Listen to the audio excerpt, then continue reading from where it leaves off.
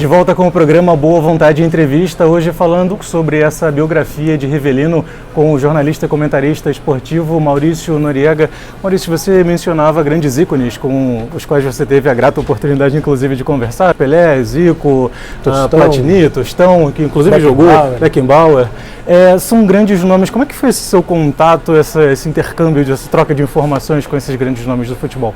Foi muito prazeroso como fã deles e como comentarista, analista de futebol, foi muito legal. Alguns eu já conhecia, já tinha contato. Outros, a entrevista foi um processo de negociação, entrevista por internet, por e-mail. No caso do Beckenbauer, foi a generosidade do Milton Leite, meu amigo, que estava entrevistando o Beckenbauer e atendeu o meu pedido de fazer as perguntas exatamente sobre o Rivelino. E ele me contou depois que a hora que ele falou o nome do Rivelino, abriu um sorriso para o Beckenbauer, ajudou até na própria entrevista, mas foi muito gratificante e me ajudou muito no processo de entender a importância que o Rivelino tem para o futebol. Eu já sabia disso, mas isso foi multiplicado ao ouvir tudo que esses caras falaram do Rivelino, como o jogo do Rivelino foi impactante para eles. No caso do Tostão, por exemplo, que é um mestre, foi um grande jogador, um craque, e é um mestre na maneira de ver o futebol. Ele me trouxe muito isso da questão do lúdico, de como o Rivelino jogou futebol profissionalmente, como a gente jogava bola na rua. Obviamente que não com a mesma qualidade, mas brincando, aquela coisa da relação da bola com a criança, o Rivelino levou para o topo do futebol, para a Copa do Mundo. Você mencionava a diferença, a forma de ver o futebol do jogador para o torcedor. Você, como um profissional que trabalha no meio, como é que você percebe, quais são essas características que diferenciam a visão, já que você teve essa oportunidade de conversar com grandes ícones, do torcedor? O que você percebe de diferença nisso? A questão da saída do Rivelino do Corinthians, dá para explicar muito bem isso. Tem muito corintiano que não gosta do Rivelino, por incrível que pareça, até hoje, com tudo que o Rivelino jogou de futebol. E há corintianos que adoram o Rivelino, que veneram o Rivelino, mesmo ele jamais tendo sido campeão pelo Corinthians. A relação dele com o Corinthians é bem diferente da relação dele com o Fluminense, embora ele seja declaradamente torcedor dos dois times, apaixonado pelos dois times. No Fluminense ele foi campeão, no Corinthians ele não foi campeão. Então aí que você percebe como os jogadores muitas vezes não dão valor apenas à conquista, eles dão valor ao jeito de jogar, a um detalhe, à batida na bola.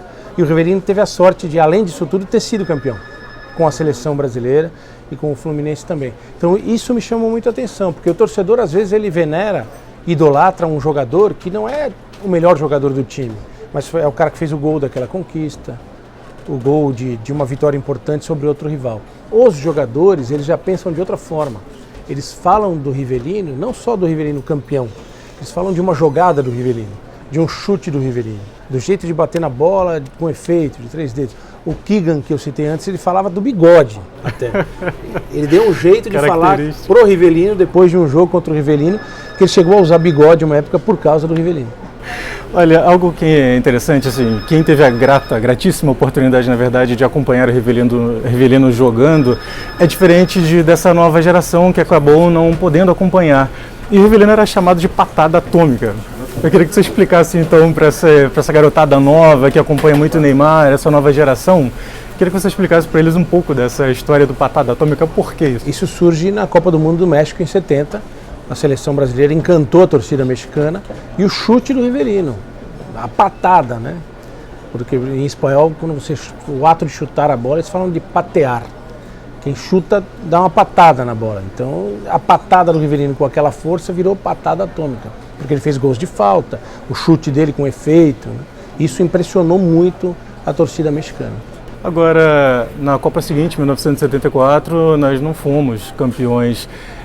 Como é que ele conta essa história para você? Como é que foi essa questão de participar de uma das maiores seleções da história do futebol mundial, em 70, sendo campeões, e depois de 1974? Como é que você percebe lidar com essas duas realidades? Para ele foi uma experiência completamente diferente, 74 de 70. 70 tinha o Pelé, com a camisa 10. O maior jogador de todos os tempos, ele era um dos craques daquela seleção. Em 74, ele era o camisa 10 da seleção brasileira. Ele era o melhor jogador da seleção brasileira. Ele fez 3 gols na Copa de 74, mas a seleção já não era a mesma seleção, embora tivesse alguns jogadores de 70. Não tinha o Pelé, por exemplo, que já fez uma grande diferença. O Riva, inclusive, diz no livro que ele acha que o Pelé poderia ter jogado. Ele tinha condição de jogar aquela Copa do Mundo. mas não era um grupo como foi o de 70, muito concentrado no objetivo de ganhar a Copa do Mundo. Era um grupo dividido, fundamentalmente entre jogadores do Rio e de São Paulo, por questões que aconteceram um pouquinho antes, envolvem a política interna de um grupo de futebol.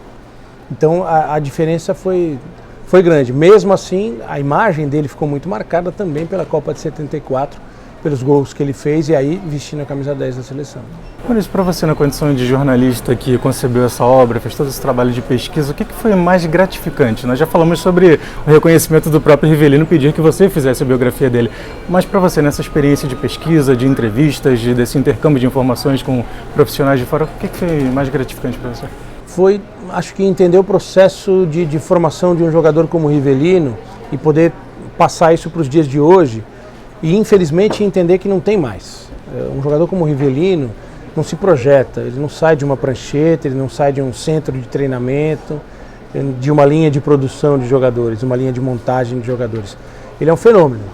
E para nossa sorte, nós que gostamos de futebol, o Brasil produziu vários desses fenômenos. E o país mudou nesse período. O Rivelino, eu conto essa história no livro, como ele descobre o futebol.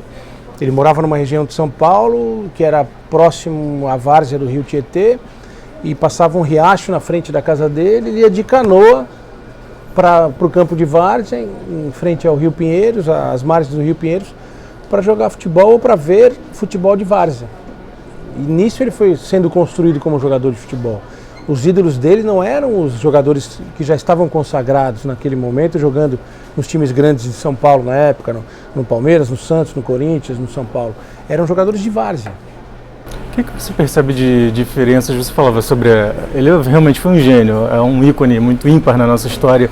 Mas o que você percebe o que fez o Brasil declinar, digamos assim, nessa revelação de grandes ícones do futebol, como nós tivemos, nós mencionamos vários aqui, Pelé, Tostão, que jogaram inclusive junto com o próprio Rivelino. Por que essa diferença, essa entre-safra, digamos assim, que muitas pessoas falam? Eu acho que o nosso futebol sempre foi um futebol de característica individual, de grandes valores individuais, de pontos fora da curva, de jogadores com características geniais. Nunca foi um futebol tático, né, de esquemas perfeitos, né? E esses jogadores surgiam aonde? Na rua, jogando descalços, enfrentando todas as dificuldades, com aquela bola de meia, com uma bola ruim, ou jogando na várzea do rio, ou na praia. Esses obstáculos naturais acabaram formando essa técnica privilegiada do jogador brasileiro. E a naturalidade com que o jogador jogava, né? O trato com a bola. O nosso jogador sempre se caracterizou por isso, por fazer coisas que surpreendiam os adversários. Não entrava na cabeça de um jogador alemão, por exemplo, ou italiano, um drible como o elástico que o Rivelino inventou. De onde esse cara tirou isso? Como é que ele faz isso? Isso surgia na rua, surgia numa brincadeira, depois era aprimorado num treinamento, num campo de futebol. E acho que isso se perdeu por uma série de fatores, né? Especulação imobiliária é um deles. Numa cidade como São Paulo, por exemplo, que é onde o Rivelino nasceu, você não tem mais campo de várzea. Isso não existe. O próprio campo de várzea ele foi meio que industrializado. Tem o time de várzea, que tem onde ele treina, que tem até concentração. Não tem mais aquela coisa que era antigamente, que o cara subia na boleia de um caminhão, ia para um campo de várzea e ficava jogando bola ali o dia inteiro. Aqui no Rio de Janeiro, por exemplo, era futebol de areia, futebol de praia, os campeonatos de praia que revelaram muita gente. Isso tudo não tem mais, né? Hoje o jogador de futebol ele é meio que um produto. Até pela questão da ascensão social que o futebol proporciona, né? Então, o garoto com 8 anos já vai treinar num clube, já tem lá a sua chuteirinha, num campo sintético, um empresário, o cara apresenta para o clube já com um DVD com as melhores jogadas, tá? Acho que esse processo acabou tirando um pouquinho da essência, da naturalidade do nosso futebol. Olha, Maurício, eu queria agradecer mais uma vez a sua gentileza por receber a equipe da Boa Vontade TV. Sucesso para você. Muito obrigado pela oportunidade. Nós tivemos a oportunidade, o prazer de conversar com o jornalista e comentarista esportivo Maurício Noriega, falando sobre a sua biografia sobre Rivelino. Convidamos você a permanecer na audiência da Boa Vontade TV, a TV que faz bem a você.